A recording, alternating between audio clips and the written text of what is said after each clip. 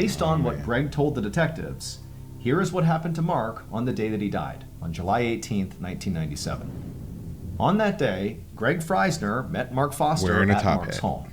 And when Mark came outside, he was dressed head to toe in white, something he would do for special ceremonies. And so Mark, he came down the steps, didn't say a word to Greg. They went to Greg's car. Greg hopped in the driver's seat, and Mark climbed into the back seat. And before long, they took off and began driving northeast. And for hours, these two just drove in total silence. Mark just stared out the window, and Greg focused on driving.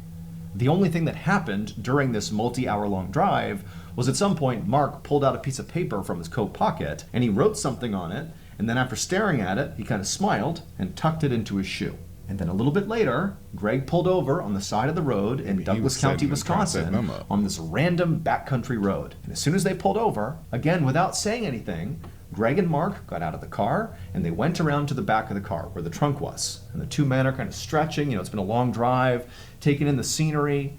And then before long, Greg pops open the trunk. And in the trunk is a rifle.